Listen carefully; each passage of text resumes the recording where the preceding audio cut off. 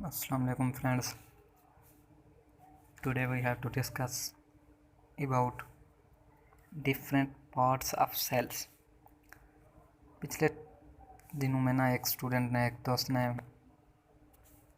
कहा था कि जो है ना एक different parts of cell discuss कर, तो वो काफ़ी लेंथी वो जो है ना वो है, तो इस वजह से हम उसे स्टेप वाइज करेंगे। तो आज हम ओवरव्यू देखते हैं डिफरेंट पार्ट्स ऑफ सेल, और उसमें से एक जो है ना सेल मेम्ब्रेन, उसकी डिटेल भी थोड़ी सी देख लेते हैं।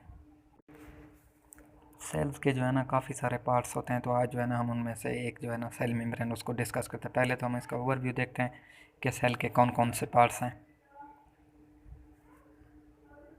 तो सबसे पहले हम आज आपको बताएंगे कि जो है ना सेल्स के जो है ना जो मेन जो सेल्स के पार्ट्स हैं वो 3 ही हैं। उनमें से फर्स्ट जो है ना वो है सेल मेम्ब्रेन आर के न्यूक्लियर मेम्ब्रेन। फर्स्ट जो है ना वो सेल मेम्ब्रेन है। सेल मेम्ब्रेन का जो दूसरा नाम है उसे हम बोलते हैं कि प्लाज्मा मेम्ब्रेन, सेल मेम्ब्रेन और प्लाज्मा मेम्ब्रेन। जो है ना आज हमारा जो मेन वो है वो फोकस इसी पे होगा, सेल मेम्ब्रेन पे। और इसी तरह हम जो सेकंड है वो है न्यूक्लियस, और थर्ड जो है वो है साइटोप्लाज्म। सेल के जो बेसिक जो कंसेप्चुअल जो पार्ट्स हैं वो ये 3 हैं। First is cell membrane, second is nucleus, third is cytoplasm.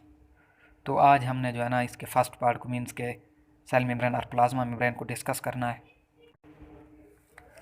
अगर इस सेल मेम्ब्रेन को जिस तरह हम डिस्कस करेंगे तो इसमें देखते हैं ना cell consist of 3 parts. First is cell membrane, second nucleus and between the two. और इन दोनों के दरमियान मीन्स के सेल मेम्ब्रेन और न्यूक्लियस के दरमियान जो थर्ड पार्ट है वो क्या है?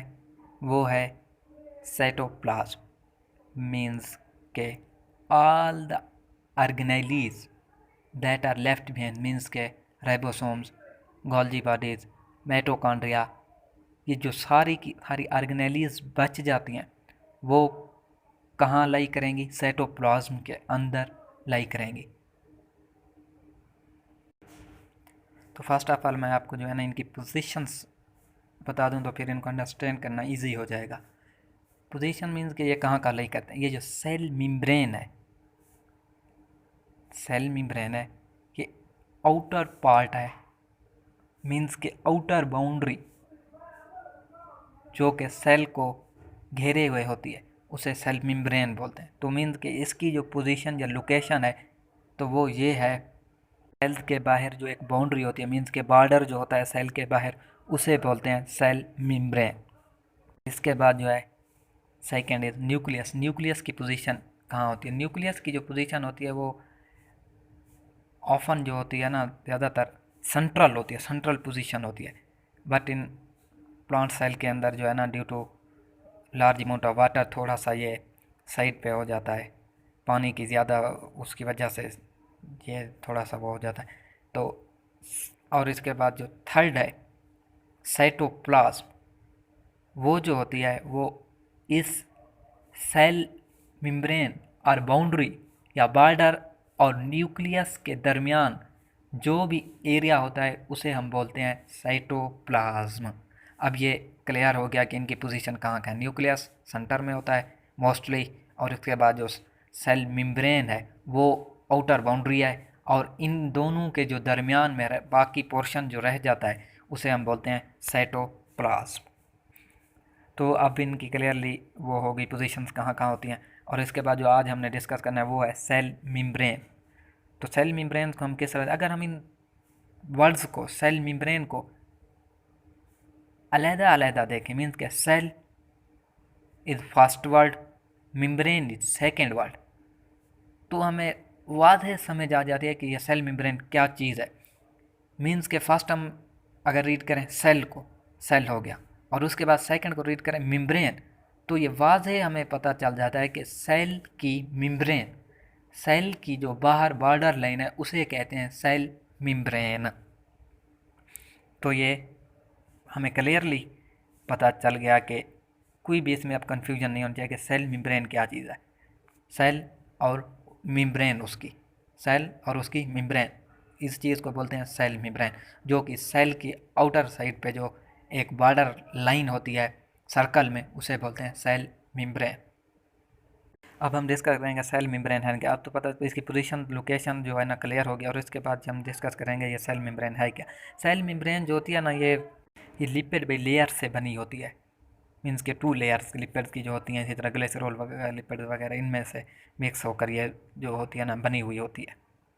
इन सम से भी सम के अंदर वायरस या बैक्टीरिया के अंदर जो है ना, एक जिस तरह प्लांट है, प्लांट के अंदर भी, प्लांट के अंदर एक आउटर जो है ना मोस्ट बाउंड्री, ये इस सेल मेम्ब्रेन से भी आउटर एक बाउंड्री होती है, उसे बोलते हैं सेल वाल।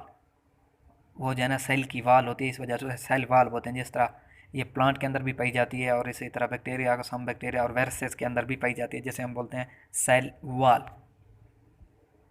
इसके बाद हम देखते हैं सेल मेम्ब्रेन या फिर के प्लाज्मा मेम्ब्रेन इज द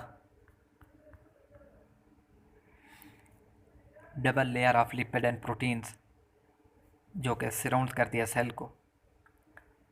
तो it separate the cytoplasm, it separate the cytoplasm from the external environment.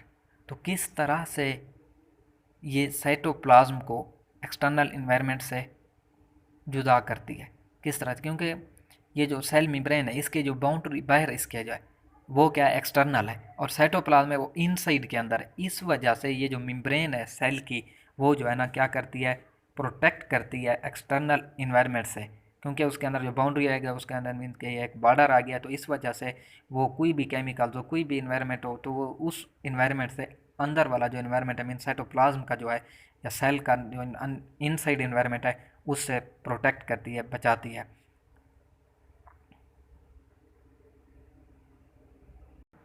हम जो है ना इधर आपको एक पिक्चर दिखा रहे हैं जिसमें different parts of cell describe किए गए हैं। हम ओनली इसका ओवरव्यू देखते हैं क्योंकि हमने डिस्कस ओनली सेल मेम्ब्रेन को करना है। तो इसमें से हम फर्स्ट ऑफ ऑल ये जो है ना लेफ़्ट साइड पे जो है ऊपर ऊपर टॉप पे जो लिखा है सेल मेम्ब्रेन, तो हम ये जो डार्क ब्लू बाउंड्री है इसे बोलते हैं सेल मेम्ब्रेन। वह हम इसे सेल मेम्ब्रेन क्यों बोलते हैं, क्योंकि अंदर जो है ये सेल है, और ये जो सेल की जो बॉर्डर है उसे हम बोलते हैं मेम्ब्रेन, या जो है उसे बोलते हैं सेल मेम्ब्रेन। और इसी तरह अगर न्यूक्लियस की आउटर बाउंड्री होगी तो उससे हम बोलेंगे न्यूक्लियर मेम्ब्रेन।